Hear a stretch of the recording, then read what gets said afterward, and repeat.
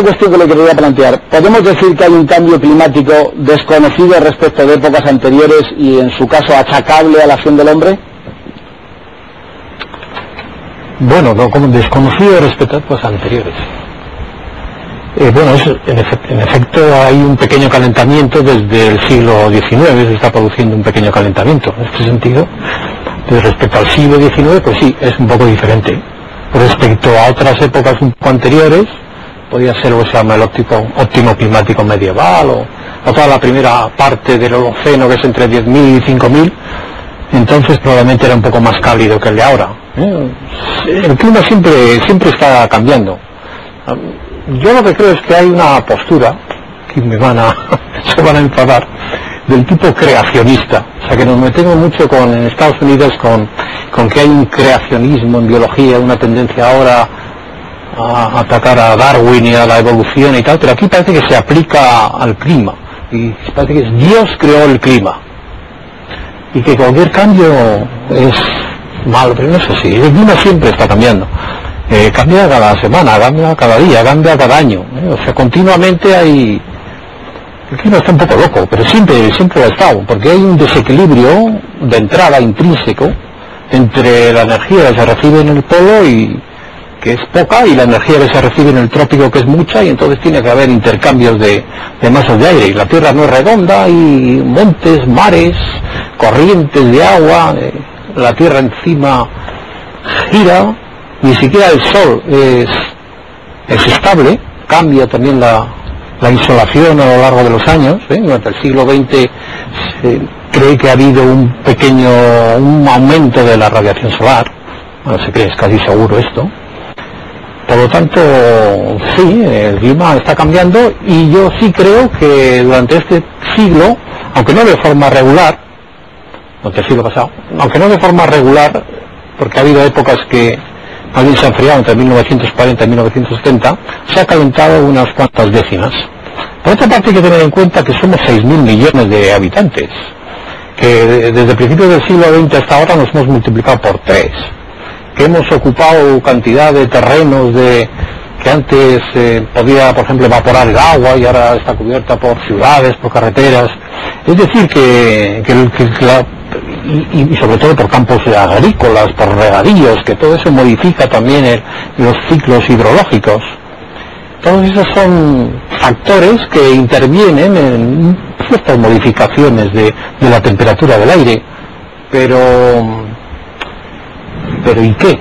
Es que la Tierra es un planeta humano, y no podemos no dejar huellas. Por supuesto que se notan nuestras huellas en el aire, como se nota ya cuando estamos en este estudio, que hemos entrado 3, y seguro que ya hay mucho más CO2, porque nuestro aliento está expirando CO2, y se notará un poquito más de calorcillo también. Bueno, pues eso es lo que ocurre en la Tierra. Para mí es un problema que no es nada importante. Pancho, ustedes sostienen que hay un cambio climático y que es responsabilidad de la acción del hombre, y que o el hombre deja de actuar como lo viene haciendo en sus formas de consumo, o eso puede ir a más y generar un problema más grave. Indudablemente, yo cogiendo el tema donde lo había dejado el señor Uriarte, ¿y qué? Pues que la Tierra es el único lugar donde podemos vivir, donde el ser humano puede vivir. No podemos irnos a Marte, no podemos irnos a otro sitio. Por lo tanto, si continuamos esta tendencia, el ser humano, la especie humana, tiene un problema. Tropical en Canarias, por irnos a los puntos más cercanos, que indudablemente son todos ellos datos que avalan el hecho de que hay un cambio climático, y además de que el hombre tiene que ver con ese cambio climático, y su origen está en el aumento de la concentración de carbono en la atmósfera. Esa fuente de carbono diferente que ha habido en el último siglo, que no había con anterioridad, es la quema de combustibles fósiles, y esto es lo que está haciendo que aumente la temperatura. A nosotros sí nos preocupa, y nos preocupa mucho, que este cambio climático se esté produciendo, y no solo a nosotros, es que ya 160 gobiernos del mundo se han reunido para buscar soluciones a este problema. Por lo tanto, no es una cuestión, como dicen algunos, de Greenpeace para meter miedo. A nosotros nos gustaría que perdona, ¿me dejas terminar, que yo te he escuchado pacientemente? O mantener que el hombre no está influyendo y no está cambiando el clima, y además llevando a la Tierra pues a un punto que compromete la futura subsistencia de la especie humana sobre nuestro planeta. Yo creo que es un debate que no tiene sentido ya a día de hoy, que está superado, es como la colaboración. Es lo típico de la amalgama, de mezclar la tormenta de Canarias con todo lo demás. Bueno, vamos a parte. Sí, por ejemplo, en los últimos 15 años Europa y Siberia muestran una tendencia en invierno al enfriamiento. Por lo tanto, el calentamiento no es tan fuerte que todo se está calentando y siempre. Estos 15 años España incluida. Hay hechos. Vemos que no es verdad que están aumentando esos fenómenos.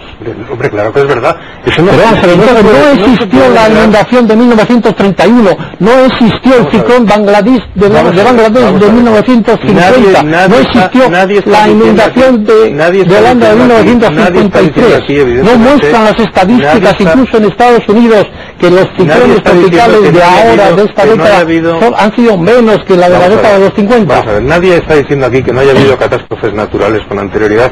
Lo que estamos diciendo es que el número y la intensidad de esas catástrofes naturales está evidentemente en aumento. Está evidentemente, a ver cuándo me enseñas tú la gráfica de cómo han ido la prueba. Perdona, la prueba. ¿Cómo que a dónde quiero llegar? A ningún sitio, ahora queréis llegar vosotros. Yo lo que quiero llegar es a decir que las catástrofes no están aumentando, las catástrofes climáticas no están aumentando. Sí está aumentando un poco la temperatura media global. Están aumentando las... Pero eso, en contra de lo que dice vosotros, es beneficioso. Bueno, ¿por qué es beneficioso? Bueno, pues porque la gente se muere mucho más en invierno que en verano. Por ejemplo, estudios en España, por ejemplo, estudios muy detallados de la mortalidad de Barcelona, muestran que el mes de menos mortalidad es septiembre. Y en septiembre se muere un 25% menos de personas que en enero, que es cuando más gente, en 2 o 3 grados más de temperatura en Inglaterra invernal, habría al año 20.000 muertos menos. Es decir, que aumentaría la esperanza de vida. Esto siempre pone el ejemplo de la ola de calor que hubo en el 2003, pero que no fue debido a que justo en ese momento había más CO2, sino que, lo que es obvio, fue debido a una situación atmosférica de estancamiento de una masa cálida sobre el campo. Se está reduciendo el invierno, digamos, en la península ibérica, es decir, se ha reducido prácticamente un mes, si lo contamos en función de cuándo brotan las hojas y de cuándo las hojas decaen. Efectivamente, porque el año pasado tuvimos un invierno súper frío. Bueno, pero... Y porque en Europa, ya digo, muestran las estadísticas que desde 1990 los inviernos son más fríos.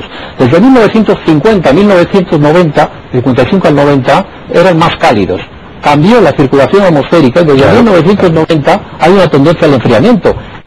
Hay unos mapas que se pueden construir y que pero además eso es por la NASA, pero nunca aparecen en la prensa. Pero si es que nunca aparecen en la prensa. Bueno, pues por pura vagancia de los periodistas, me imagino. No es así. Porque hay que buscarlo, pero si es que está en internet. Pero si es que esta discusión, y yo lo decía al principio, cómo las corporaciones multinacionales, petroleras precisamente, y otras empresas eléctricas, algunas carboneras, como la española Endesa, por ejemplo, pues están financiando un lobby que tiene su origen en Estados Unidos, en la compañía Exxon, y están financiando un lobby en contra del protocolo. Las energías estas, eólica y solar, están también ahora ya casi monopolizadas por las grandes compañías petroleras.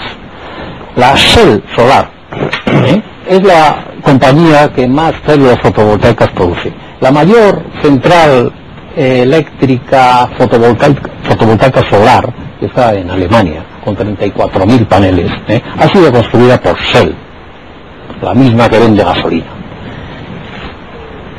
Lo que evita esta central, fíjate, eso no es así, si estamos hablando, vamos a ver. Que no es así el qué, ¿no? Perdón, y no es la mesa en España unida a Iberdrola, al grupo de Iberdrola, BBVA, la que domina absolutamente el cotarro eólico. La diferencia entre energía...